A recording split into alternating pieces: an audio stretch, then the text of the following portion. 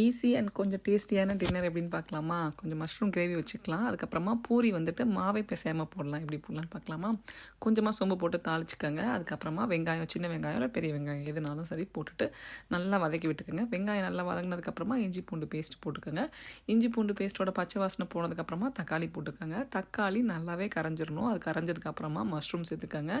Mushroom நல்லா ஒரு வதக்கி விட்டுட்டு அதுக்கப்புறமா வீட்டில் அரைக்கிற குழம்பு மிளகாத்தூள் கொஞ்சமாக கரம் மசாலா, அப்புறம் மஞ்சத்தூள் போட்டுட்டு நல்லா பச்சை வாசனை போகிற வரைக்கும் பெரட்டி விட்டுக்கோங்க. அதுக்கப்புறமா கோகோனட் மில்க் நீங்கள் ஃப்ரெஷ்ஷாக எடுத்தாலும் சரி இல்லை கடையில் வாங்கினதுனாலும் சரி நல்லா போட்டு ஒரு கொதி விடுங்க. அதுக்கப்புறமா கொஞ்சமாக உப்பு, கொத்தமல்லி தழை தூவுனீங்க அப்படின்னா நம்மளோட மஷ்ரூம் கிரேவி வந்துட்டு ரெடி. பூரி வந்து பார்த்தீங்க அப்படின்னா நான் வந்து இங்கே சாம்ஸில் வந்து டாட்டிலா வாங்கிட்டு வந்திருந்தேன்.